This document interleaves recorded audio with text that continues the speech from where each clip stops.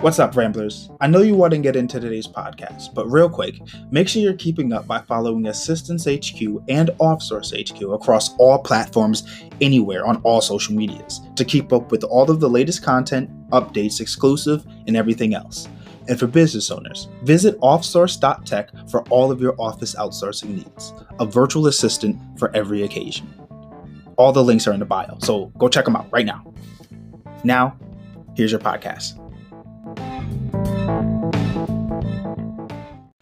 Before we begin, a moment from our sponsor. Hey guys, welcome back to another wonderful episode of The Ramblings. I'm your host, Angela Roberts Jr., and it's a happy Saturday, as of course I always do, Saturday recordings and everything. But something that I would like to do is we're going to look in review for this week. So I want to know, what can we learn from this week? And so I'm going to use this time to publicly reflect on what can I learn from this week.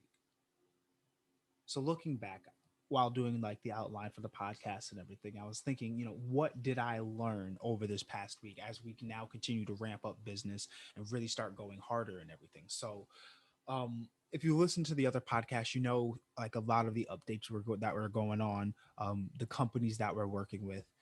On the side, I found this little program called Subtitle, which is great for creating micro content videos for those of you out there who are creating micro content. So let's start right there. Anyway, that's one of the things I learned. Subtitle is an amazing place to create micro content. So all of like my podcasts like these and everything now are going to be done micro content wise through like Subtitle, because it makes it so much easier for creating things. That they get a free little shout out for that kind of thing. Um, I learned that investing in your business is an amazing idea.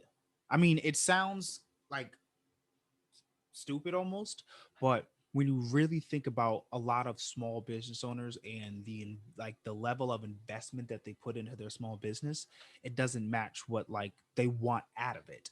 And so what I've realized is the more that I put into my business, the more I get out of it. And I feel good about it.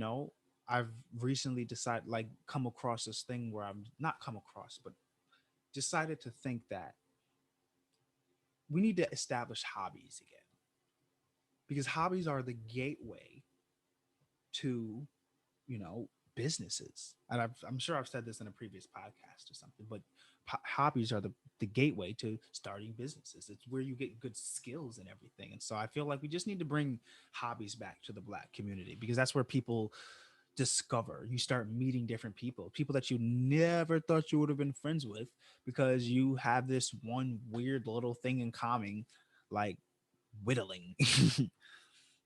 What else did I learn this week? Follow up is important. Oh my gosh.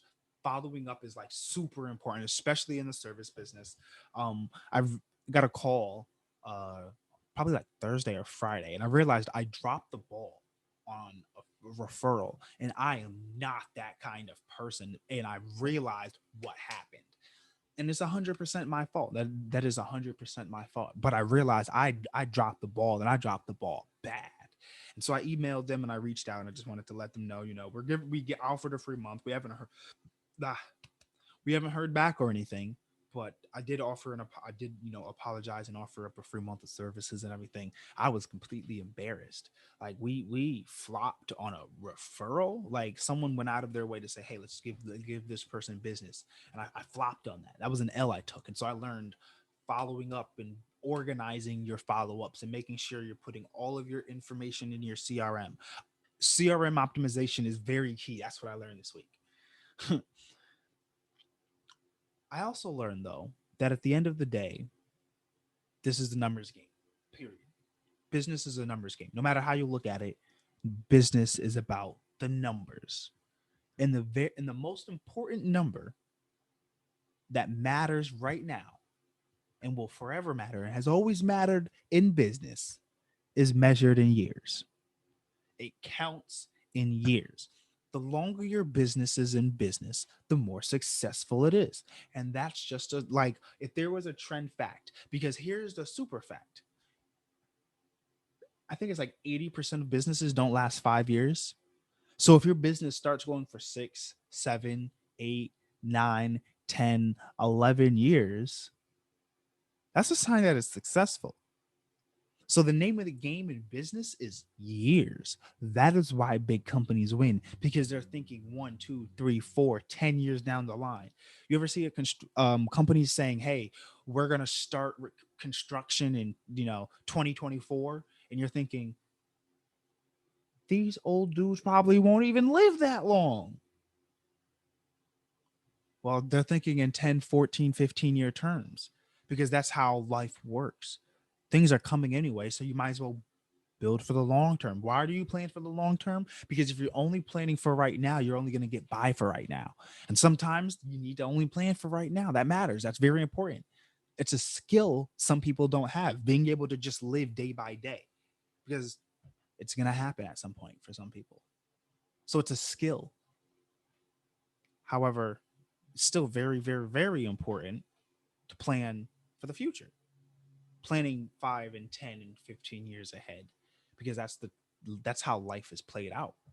That's why companies are doing bids and saying, "Hey, we're going to purchase this, piece of land 2 years from now. We're going to, structure a deal in the next 2 years, and then from there, 5 years after, we're going to start building, and then 3 and 4 years after we build, it'll be complete, and then we'll open construction, and then 6 years later, we're going to start making break even point, and then the year after we break even, we're going to start making 100 and 200 million dollars a year from this particular thing.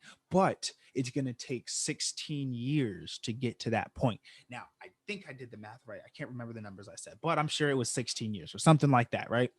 So it took 16 years to get to this one particular point of $200 million a year, but that's how the game is played. So when you're running your small business, you have to think in terms of, where do I want to be in 5, 10, and 15 years, and start structuring what you do now around that. That is what an immediate solution really is. Immediate solution isn't really an immediate solution. An immediate solution are the day-to-day actions that you take for your long-term plan. That's what I learned. And so I'm thinking, I thought macro before, but now I'm thinking like super macro. And that's just me though. So, but I want to know what you guys learned this week. So if you want to share your thoughts, use hashtag Let's Ramble on any social media platform, Instagram, Twitter. I follow it everywhere, so I'm gonna see it. Use hashtag Let's Ramble. I want to know what you guys learned this week. Let's get into the conversation of it. But the importance of planning. That's what today's banner is, planning, because we're talking about the future and everything. Today's banner is planning, and I feel like I don't talk about planning enough, because I talk about action in doing and executing and consistency, but I don't necessarily talk enough about planning. And so I really want to take a moment to talk about planning, because planning is like extremely important. And the reason planning is important is because it's how you execute. All those times that I'm saying, "Hey, you have to do this, you have to do that," there's a plan behind that. So when you have an execution strategy, how did you make that execution strategy? It should come from your plan. Remember how I just said you need to have that macro thinking for that big goal, and then you take those day-to-day steps to reach that goal? That is what your execution strategy is. The reason you need to plan is because you need to form your execution strategy, what you're going to do around that goal. So, whatever big macro goal you want, I don't care what it is. Gary Vee is buying the Jets. Some people want to be president. Donald Trump was president. That's stupid. I wouldn't want to be a president. That's honestly just me, though. Anyway, the point is, whatever macro goal you have, I want to live a super lavish, extremely luxurious lifestyle because I can, on an extremely low budget, and be able to provide for the people around me at the same time. I want to be able to say, "Hey, I want that," and not worry about it, and still be able to offer assistance to friends and family and everything, and be able to give back to the community. Because here's the thing, I know things, and I want to be able to share that with other people. And that's really like where my next point now comes in. Planning The most important part of planning, let me put it like that, the most important part of planning is education, the information you have. Because the better your information, the better your plan is. Think about it. If you had information about something prior to you doing it, how does that affect your choice? So, for those of you that majored and changed your major, if you knew beforehand what it would be like in that major, would you have still went down that path? If you were a lawyer, if you wanted to be a lawyer, right? And you were going to law school and you realized this is not for me. I don't want to do this. So you change your major. If you went back to, freshman year, whenever you decided to become a lawyer, and you had that information of, I'm not going to like this, would you make a different decision? I hope so. I hope so. Some people, I don't know. I can only hope that you would make another, a different decision. So when you have a plan, you have to have a vision and you have to have an execution strategy around that plan. And so when you have a plan, you have to have information and education on that plan. I'm big on YouTube School. You guys know I love YouTube School. You guys know I'm talking about this blitzscaling class that I'm in. That I'm not going to say I'm behind, because that's the best part of YouTube School, YouTube University. You are never behind. Oh my gosh. I think that would be a side note, ramblers. If anyone is out there listening for ideas for apps or anything, I think that you should make an app that compiles all of the free educational videos out there and puts them on a platform. So take all of the educational videos from YouTube, from TEDx, from wherever there are free informational videos, right? Informational things, free information about a particular subject in terms of learning and gaining a skill. So it's not just random information, right? It's information that teaches people how to do something, how to be an accountant, how to be a journalist, how to be a podcaster, right? And take all of the free information that is out there that people outtake and put out there and put it onto one platform. That was my side ramble note, guys. Just a thought. I mean, hey, I might do it down in the future. So, because that's what I like to do. I like to build things. So if none of you guys decide to do it, that's fine. But I'm sure someone, now that it's out there in the universe, someone might do it. So back to talking about planning.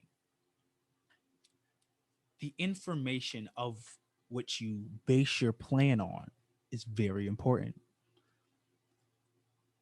Yet you don't want to get too caught up on trying to have all of the information, because no matter what, you'll never have all of the information. And even if you had all the information, it never beats experience, because you can have like, that is information that you can't have. That's, I'll put it like that. You can have all of the information except for experience. In your experience, you can, go find other people's experience, but your unique experience is something that cannot be replaced, which is probably the most valuable information there is, because it's the best way for you to learn. When someone's hurting you over and over again, you learn to let people go. When you have money problems, you learn to get better with, having little bits of money. So that information of the past experience you have is the best, which is why I say do action, because that's how a great way to learn. But when you're making a plan, I always recommend and say, go do research. Go do at least 10 hours of informational research on what it is that you're doing before you dive into it. Because if you can do 10 hours of research and still be excited about what you're doing, then you have something that is worth going for. But if you can't do 10 hours of research to really understand what it is that you're getting into, and trust me, I've done a lot of hours of research on being a virtual assistant, not only on just being a virtual assistant, just being a business owner. And that's come over the course of years of work. I have spent my entire life planning, or making my execution strategy, my day-to-day goals around being able to work from anywhere. Didn't know it would be called a virtual assistant. Thought it was just going to be a business owner working from a laptop. That was my childhood thought. It didn't form into being a virtual assistant until I was 22 or something like that. But ever since a child, the plan has been, I want to be on the beach or wherever I'm at, making money, not in the office on a laptop. And then as I've gotten older, it's now formed. It's formed. And the execution strategy continues to mold around that goal.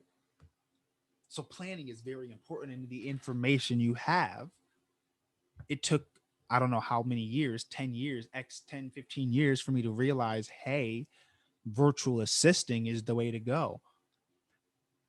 Do you think that I would be better off if I found virtual assisting if I was 18? Heck yeah. I'd have 5 years in the game already.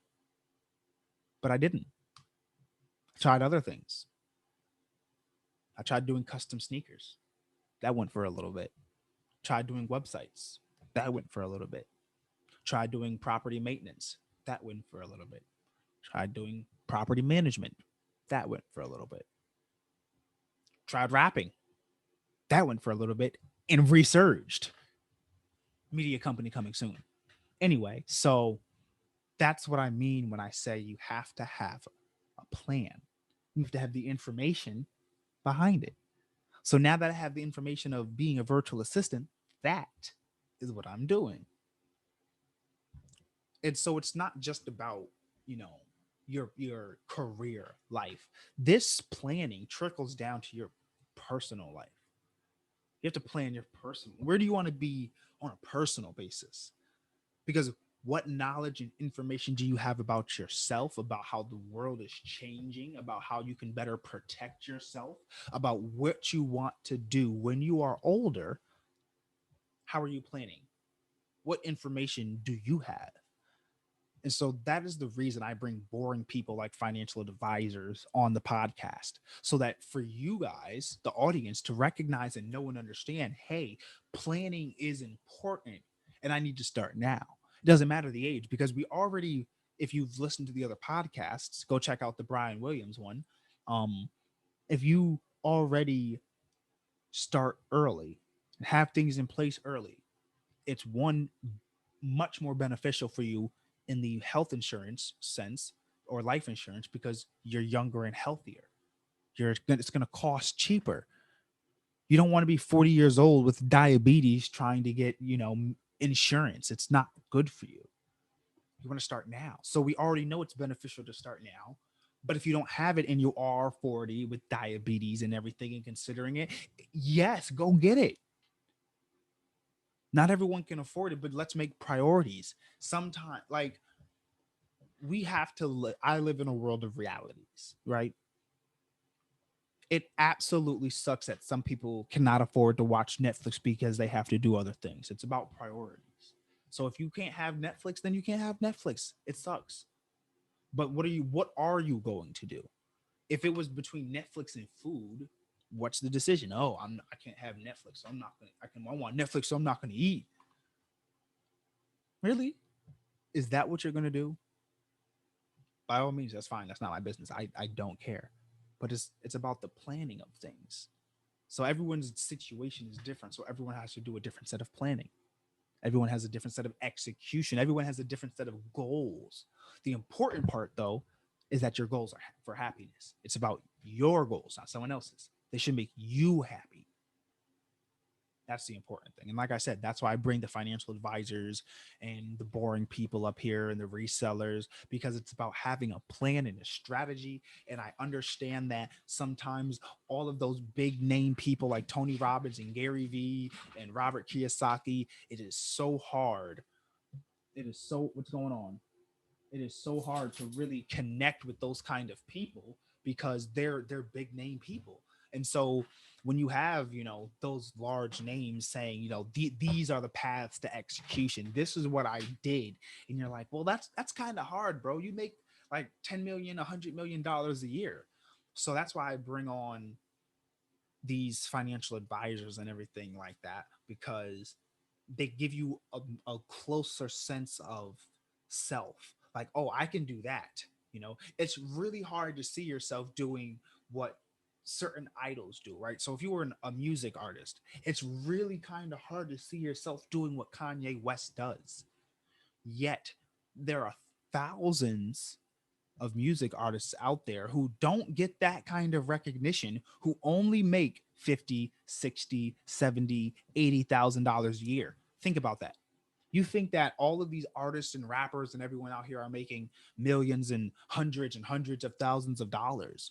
But what if they're only capping out at $100,000 a year? That's good. That's amazing.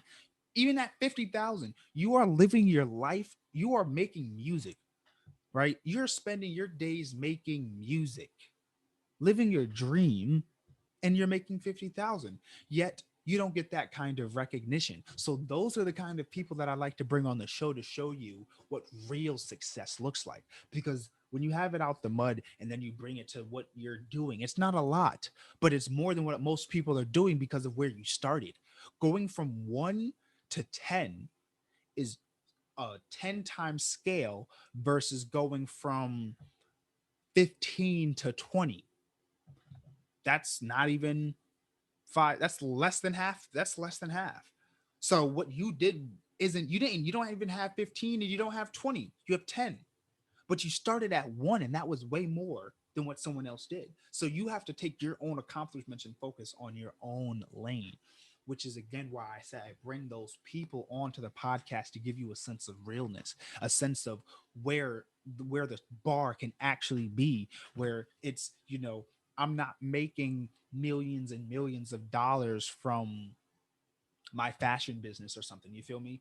But you're making $375,000 a year. Feel me? That's a lot of freaking money. And when you're your own business and you're keeping it and you're controlling the purse strings, who can really tell you anything? You make $375,000 a year. You're happy. You don't have to go to an office every day and everything. So like, that's why.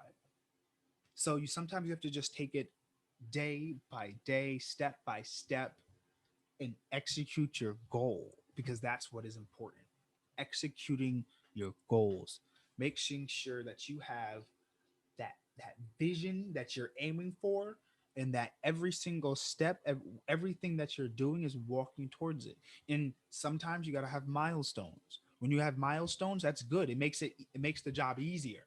Let's talk about that for a second. Milestones are extremely important. Why are milestones important? Because they help you ease the mentality of going for long goals. Like, think of this. If your goal was to be a millionaire, it's really rough to mentally put your head down until you become a millionaire.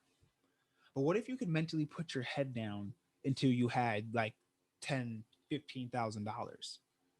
And then what if you went right back down and said, I'm going to go up, come back up and put my head back up when I have 20,000, $50,000, 30,000, 100,000, 150,000, 175,000. That's when I'm going to pop my head back up. And then 500,000. You have these milestones that you're reaching for, which make it easier to breathe and access your goal of 1 million. What's going on? Always got to say hi to the people. And so I'm going to end on this.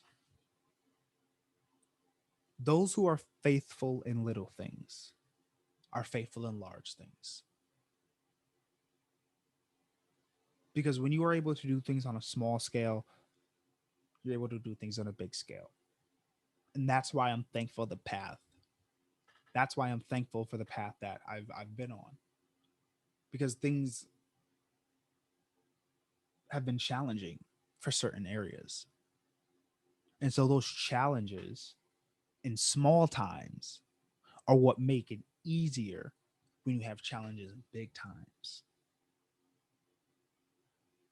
So focus on your lane, your plan, your execution, your day by day, and what you're going to do right now, and the little end for the small amount of resources that you have, for the little bit of time that you have, so that you're better able to handle and manage it when you get the opportunity for greater. Before you go, Ramblers, if you enjoyed today's podcast, don't forget to hit that subscribe button and make sure you're following me across all platforms at Assistance HQ. Catch up on exclusive content and keep track of everything going on at OffSource. See you in October.